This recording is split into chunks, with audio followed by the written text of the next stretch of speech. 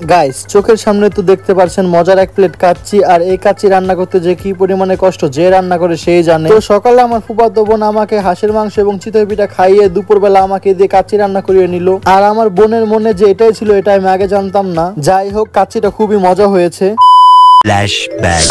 Hey guys, কি অবস্থা সবার? আশা করি সবাই ভালো আছেন, আমিও খুব ভালো আছি। তো সেদিন সকালে আমার বোন আমাকে হাঁসের মাংস এবং চিতই পিঠা খাইয়ে মন জয় করে নিয়েছিল। আর সে সুযোগ নিয়ে আমাকে দুপুরে কাচ্চি রান্না করিয়ে ছাড়লো। তো আপনারা হয়তো অনেকে জানেন যে আমি মোটামুটি ভালোই কাচ্চি রান্না করতে পারি। আমি এর আগে কয়েকবারই কাচ্চি রান্না করেছি আমার বাসায়। তো বোনের বাসায় গিয়ে কাচ্চি রান্না করলাম আজকে। ঘরে তেমন একটা মশলা ছিল না, যা যা ছিল সেগুলো দিয়ে রান্না শুরু করে দিলাম। তো প্রথমে সব পদের মশলা দিয়ে ভালোভাবে গরুর মাংসটা ম্যারিনেট করে নিতে হবে। আর এখানে গরুর মাংস, পেঁয়াজ, তারপরে হলুদ পাখি, মরিচ পাখি, তারপরে সব থেকে বেশি জরুরি কাচ্চির মশলা। আর এই কাচ্চির মশলাটা দিলে বিরিয়ানিতে আলাদা একটা ফ্লেভার আসে। আর 1 কেজি বাসমতি চালের জন্য 2 কেজি মাংসের মধ্যে একটা কাচ্চির মশলা দিলে যথেষ্ট। আর এই কাচ্চির মশলাটাতে তেজপাতা থেকে শুরু করে গরম মশলার মধ্যে যা যা থাকে, যেমন গোলমরিচের মতো সবকিছুই আছে। আর আমি এত মশলার নামও জানি না, যা হাতের সামনে পাচ্ছিলাম সবই দিয়ে দিচ্ছিলাম। তারপরে এখানে আদা রসুন বাটা ছিল, এটাও দিয়ে দিলাম। তারপর আদা রসুন বাটা দেওয়ার পরে আমি এর মধ্যে দিয়ে দিলাম পরিমাণ মতো সয়াবিন তেল। আর এই সয়াবিন তেল দেওয়ার পরে আমি এখানে টক দই অ্যাড করে দিয়েছিলাম, যার ভিডিওটা আমি আর নিতে পারি নাই। আর সব মশলা ভালো মতো দিয়ে এবার আমি এটাকে ভালো মতো মেখে নিচ্ছি। আর এই মাংসগুলো ভালো মতো মাখতে হবে যাতে মশলাগুলো মাংসের মধ্যে ঢুকে যায়। আর মাংসগুলো ভালো মতো মেরিনেট হয়ে গেলে এই মাংসটা কিছুক্ষণের জন্য রেস্টে রেখে দিতে হবে। আর এই মাংসগুলো যতক্ষণ রেস্ট করবে তার মধ্যে আমি পেঁয়াজের বেরেস্তাগুলো করে নেব। তো এই মাংস মেরিনেট করা পর্যন্ত আমার কাজ ছিল। এরপরে আমার কাজ শেষ, এবার আমার বোনের কাজ, কারণ আমি পেঁয়াজ বেরেস্তা করতে পারি না। তো আমার বোন এখানে পেঁয়াজগুলো বেরেস্তা করে নিচ্ছিল আর আমি উপরে বসে দেখছিলাম। আর এই পেঁয়াজগুলো থেকে প্রচুর পরিমাণে ঝাঁজ উঠছিল। দেখুন আমার চোখগুলো একদম লাল লাল হয়ে গেছে আর চোখ দিয়ে পানি ওপর ছিল।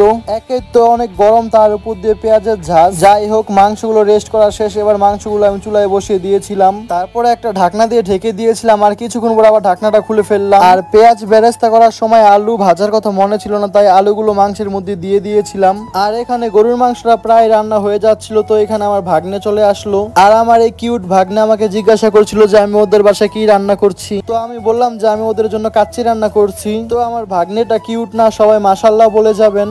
আর আমার ভাগ্নের পক্ষ থেকে সবার জন্য উম্মা। তো ওই দিকে গরুর মাংস রান্না হওয়া আর বেশিক্ষণ বাকি নেই। তো এদিকে বাসমতি চালটা আমরা এখন রেডি করে নেব। তো এখানে 1 কেজি পরিমাণের বাসমতি চাল এখন ধুয়ে আমরা পানি শুকাতে দিয়ে দেব। আর এদিকে গরুর মাংসটা প্রায় রান্না শেষ। তো এই ফাঁকে আমি একটা আচারের ব্রেক নিয়ে নিলাম। তো আমার বোন আমাকে এখানে আমের এই মাউরা আচারটা দিয়ে গেল। আর আমার কাছে আমের কোনো আচারই তেমন একটা পছন্দ না, শুধু এই মাউরা আচারটা ছাড়া। তো এখান থেকে আমি 2-1 পিস নিয়ে খাওয়া শুরু করে দিলাম।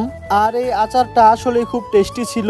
তো আচার খাওয়া শেষে আবারও কাজে লেগে পড়লাম। তো এখানে গরম পানির মধ্যে আমি সয়াবিন তেল, লবণ, তেজপাতা, গরম মশলা দিয়ে দিয়েছিলাম। আর এবার ফুটন্ত গরম পানির মধ্যে আমি বাসমতি চালগুলো দিয়ে দিচ্ছি। আর এই বাসমতি চালগুলো ফুটতে বেশি সময় নেয় না, মাত্র 10 মিনিটের মধ্যে চালগুলো ফুটে যায়। আর এই তো আমাদের বাসমতি চালগুলো ফুটে গেছে। এবার বাসমতি চালগুলো একটা ঝুড়িতে নিয়ে নেব যাতে পানি এবং চাল খুব সহজে আলাদা করা যায়। তো বাসমতি চালগুলো আমাদের পানি থেকে আলাদা করা শেষ। এবার আমাদের সর্বশেষ কাজ হচ্ছে মাংস এবং চালগুলো ধাপে ধাপে সাজিয়ে রাখা।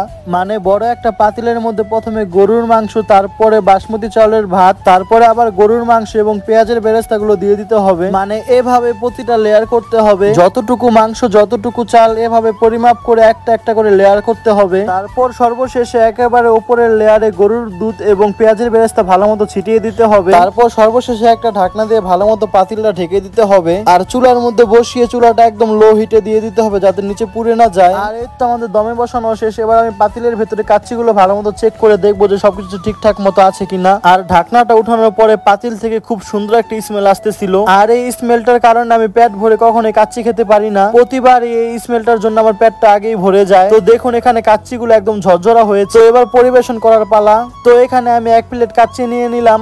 বেশি আমি কাচ্চি নিয়ে নেই কারণ আমার ওই স্মেলটার কারণে পেটটা আগেই ভরে গেছে। তারপর টেস্ট করার জন্য আমি এখানে 1 প্লেট কাচ্চি নিয়ে নিলাম। আর এই কাচ্চির মাংসটাও একদম ওয়েল কুক ছিল, একদম সফট ছিল। আর এই কাচ্চির রান্নাটা সবকিছুই পারফেক্ট ছিল, কোনো কিছু কম বেশি হয় নাই। হালকা স্পাইসি এবং লবণ সবই ঠিক ছিল। মানে আমি এর আগে যতবার এই কাচ্চি রান্না করেছিলাম ততবারই লবণটা একটু কম বেশি হয়েছিল। তারপরে অন্যান্য বিষয়গুলো সবকিছু ঠিক ছিল, কিন্তু এবার একটা সব দিকেই পারফেক্ট একদম। আর এই কাচ্চিতে আমার আলুটা খুবই পছন্দ। তো আমি এখানে একটা আলু নিয়ে খাওয়া শুরু করে দিলাম। আর কাচ্চিতে আমার সালাদের মধ্যে পেঁয়াজটা থাকতেই হবে। মানে কাঁচা পেঁয়াজ দিয়ে বিরিয়ানি হোক বা কাচ্চি আমার খেতে অনেকই ভালো লাগে। আর এই কাঁচা পেঁয়াজের জন্য বিরিয়ানি বিরিয়ানির টেস্টটা একটু অন্যরকমই হয়ে যায়। তো আমি নিজের মুখে নিজের প্রশংসা আর কত করব, কিন্তু অন্যের মুখে থেকে শুনলে আমার অনেক লজ্জা লাগে। মানে আমার সামনে কেউ যদি আমার প্রশংসা করে তখন আমি আসলে অনেক লজ্জা পাই। তো আজকে তো আমার ফুফাতো বোন এবং আমার ভাগনা ভাগ্নিরা আমার অনেক প্রশংসা করছিল, বলছিল যে আমি কয়েকদিন পরপরই যাতে ওদের বাসায় গিয়ে ওদের কাচ্চি বানিয়ে খাওয়াই। তারপর আমি বললাম যে আমাকে দিয়ে রান্না করাতে হলে পরের বার আমাকে টাকা দিতে হবে, কারণ বাবুর্চিরা কখনো ফ্রিতে রান্না করে দেয় না। তো আমি সেদিন নিজেকে বাবুর্চি বানিয়ে ফেলেছিলাম। যাই হোক গাইস, আমার এতদিনের সব কাচ্চির মধ্যে এই কাচ্চিটা আজকে বেস্ট ছিল। তো ভিডিওটি কেমন লাগলো অবশ্যই কমেন্ট করে জানাবেন। আর আপনারা কারা কারা আমাকে আপনাদের বাসায় নিতে চান কাচ্চি রান্না করার জন্য সেটাও অবশ্যই কমেন্ট করবেন। তো সবাই ভালো থাকবেন, সুস্থ থাকবেন, আল্লাহ হাফেজ। আর আমার পেজে নতুন হলে অবশ্যই পেজটিকে ফলো দিয়ে দিবেন।